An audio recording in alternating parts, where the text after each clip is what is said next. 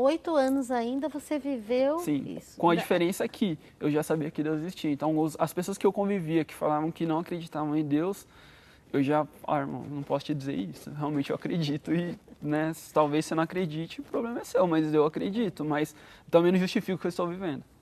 E aí, Fred, depois desses 8 anos, e ainda teimou 8 anos, né? Você vê? Sim, Ainda teimou 8 sim. anos, né? Mas aí, depois desses 8 anos, o que levou você a voltar?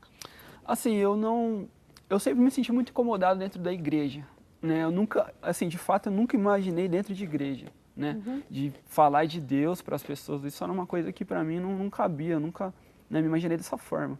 Eu lembro que eu comecei a frequentar um grupo de oração, né? O grupo de oração Maranata, onde eu tinha feito esse retiro de experiência de oração, que era um grupo de oração para jovens e famílias. E eu lembro que durante um ano, frequentando esse grupo de oração, eu vivia, né, promiscuidade fora, vivia as coisas do mundo fora, Paralelamente, então. paralelamente, né, um pé na igreja e um pé no mundo. E, porém, algo dentro de mim parecia que cada coisa que eu escutava, eu lembro que eu sentava lá no fundo, lá as pessoas vinham perguntar para mim, mas você está querendo oração, você está sentindo bem? Mas não era, eu não estava quieto porque eu estava me sentindo mal, era porque eu estava meditando aquilo que eu estava ouvindo e se realmente eu ia tomar uma decisão daquilo que eu estava ouvindo para a minha vida.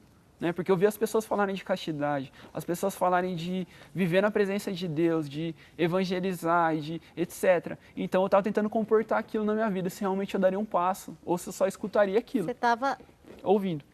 Né? você estava ponderando. É, Estava ponderando, estava pesquisando, né? Então vamos ver. Olha só, lá de Morrinhos de Goiás, a Poliana Gomes de Carvalho está pedindo orações. Querida, nós vamos rezar por você, sua participação é muito importante. De Araçatuba também a Maria Célia de Abel Takahashi, também entrando em contato conosco, pedindo oração. Ela quer que o seu caminho seja iluminado para tomar uma decisão no trabalho. Tenho certeza que essa luz é o Divino Espírito Santo, não é, Fred? Que vai assim iluminar toda a sua vida. A Ana Penitente Francisco, também de Morelo, no Espírito Santo, pedindo aqui libertação e união na família, pede pelo netinho, pede paz para a família, etc. Né? Mais intenções e mais intenções que nós temos aqui. E nós estamos ouvindo com tanta alegria, estou ouvindo com tanta alegria a conversão deste jovem. E eu penso que muitas e muitas, milhares de pessoas que estão ligadas conosco agora, desejam que pessoas da sua família passem pelo que você passou, Fred. É tão importante esse testemunho que você está dando aqui no primeiro programa Brasil Cristão deste ano de 2015. É o Divino Espírito Santo agindo hoje para que a gente possa levar essa esperança da conversão a milhares de lares. Vamos ouvir um trecho da revista Brasil Cristão que fala da ação do Espírito Santo? Vamos ouvir?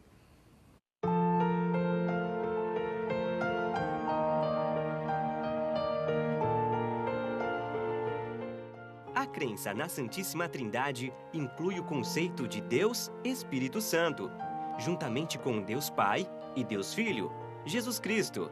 O Espírito Santo é pessoalmente e totalmente Deus, coigual e coeterno com o Pai e o Filho. Olha, nós vamos agora ouvir do Fred e a pergunta veio a calhar aqui do Júnior Barbosa, de Lençóis Paulista, Antônio Barbosa da Silva Júnior, de Lençóis Paulista. Ele também está interessadíssimo na sua história, como nós todos. Ele disse assim: quero saber do Fred, ele como jovem, o que foi que fez sair dessas baladas de jovem e vir dar esse testemunho hoje? O que aconteceu depois desses 8 anos? então, assim como eu tinha dito, né, eu comecei a frequentar, né, o grupo de oração, né, depois disso fui pensando, né, se realmente assumiria aquilo para minha vida, porque eu acho que quando a gente ouve qualquer coisa dentro da igreja, não dá para você ouvir aquilo e, é lógico, né, o mais difícil é você viver, mas deixar aquilo fora da sua vida e não tentar colocar em prática, né, porque se alguém prega alguma coisa para você, se você escuta alguma coisa, uma homilia, um direcionamento, acho que você tem que tentar alencar aquilo na sua vida, né? Claro. E eu comecei a ouvir aquelas coisas e falei, não, acho que eu vou tentar viver dessa forma. Porque o evangelho é isso. Exatamente, né? E foi um período de um ano e pouquinho. Eu lembro que eu fui até que uma pessoa me convidou se eu queria ser servo nesse grupo de oração. Eu falei, se vocês quiserem rezar, né? Mas eu não me vejo com um perfil. Eu achava assim que, né, teria que ser uma pessoa muito santa, né? Eu falei, eu sou péssimo, então não tem como eu realmente ser servo. Mas aí eu lembro que, aí depois de um tempo vieram com a resposta, né? Que realmente eu tinha confirmado, o Senhor tinha confirmado, né? A minha servidão, etc. Através das orações das pessoas que lá estavam. E foi tudo muito rápido, porque eu lembro que eu me tornei servo numa semana, na outra eu senti um impulso muito grande para orar pelas pessoas, né? O que me fez a procurar o Ministério de Oração por Cura e Libertação, o qual eu faço parte hoje do núcleo da província, né, da Renovação Carismática. E depois de um tempo, algo que jamais, eu sempre tive muita dificuldade de falar em público, seja a coisa mais simples, eu não conseguia falar, né? E numa adoração ao Santíssimo Sacramento, eu escutava Jesus falando para mim que ele queria que eu pregasse a palavra dele. E eu falei, eu não tenho condições nenhuma, porque eu passo mal só pelo simples fato de eu pensar que eu vou falar na frente de alguém, né? E ele disse que me capacitaria. Exatamente. E ele disse que me capacitaria. E depois daquilo, né, fazem 3 anos, né, passam 3 anos, acho que uns 3 meses, que eu estou servindo ao Senhor, acho que eu não lembro muito especificamente de data, mas o dia que eu comecei a servir a Deus eu lembro, foi 1º de agosto, né? Então fazem 3 anos e alguns meses aí. E depois daquilo foi uma coisa assim, tudo muito rápido, né? De estar orando pelas pessoas, já estar né, pregando a palavra de Deus em vários lugares, né? E aí depois fui buscar a formação, ler a palavra. Então eu posso dizer que minha vida teve sentido depois desse encontro. E quando eu comecei a servir ao Senhor, mudou. totalmente, Tudo mudou. Tudo. Acho que é aquilo que Paulo diz, né? Acho que as pessoas que estão no mundo não entendem, né? É a loucura da cruz. E os amigos?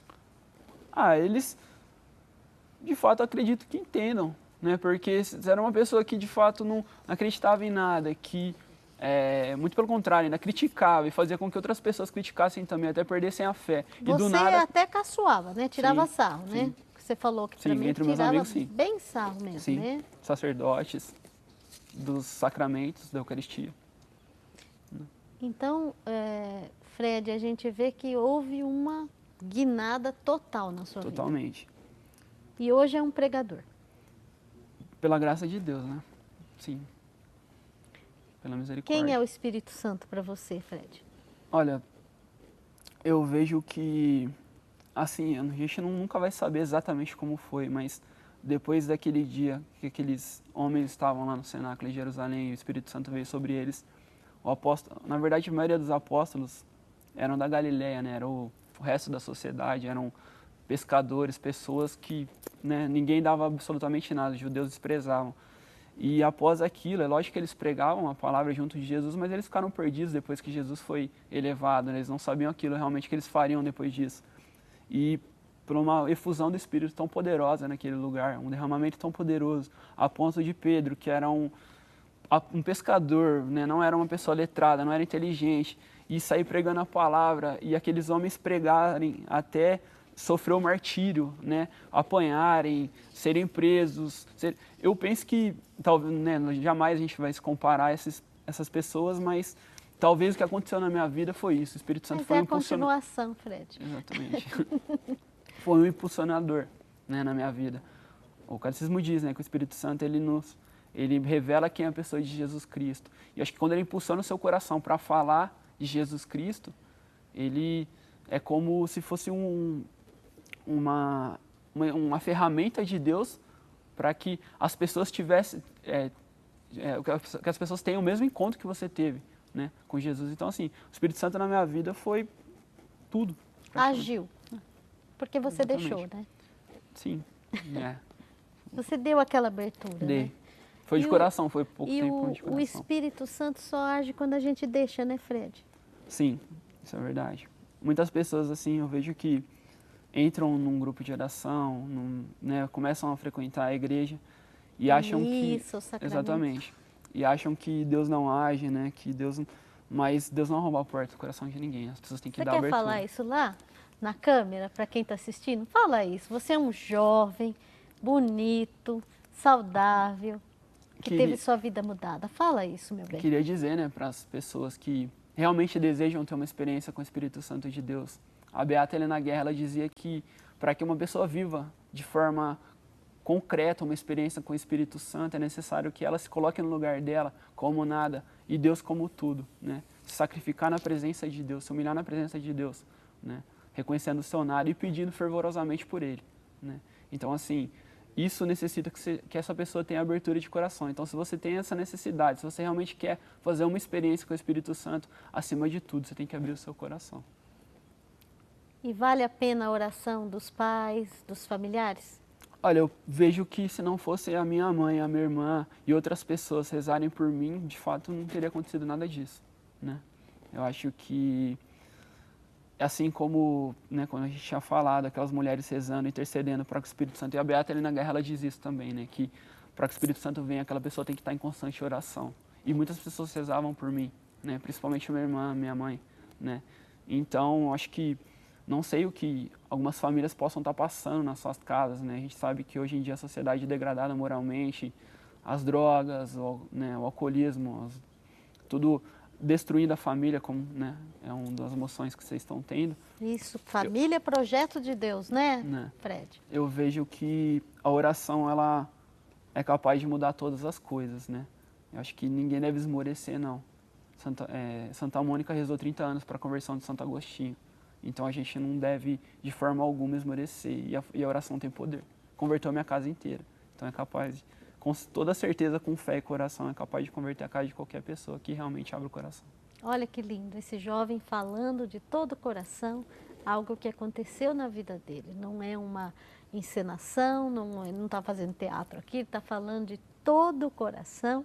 E a gente vê que é maravilhoso. Começamos o ano falando do Espírito Santo, que ele age, que ele transforma e que ele muda, porque as famílias são projeto de Deus. Vamos para um pequeno intervalo, ainda dá tempo de você mandar a sua participação. Temos 2 presentes lindos aqui para o Fred fazer o sorteio daqui a pouco, tá? 2 presentes lindos, oração de libertação, terço da libertação para você rezar na sua casa e oração de cura para casais. Tá precisando de oração, de libertação e de cura para casal? Manda a sua participação. Dá tempo de ligar. Liga, manda e-mail. Vamos para o intervalo, já voltamos. Até já.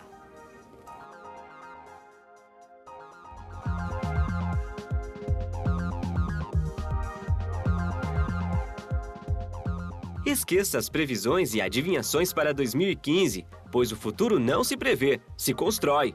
É isso que Dom Murilo Krieger nos ensina no artigo O que espero de 2015, na Brasil Cristão deste mês.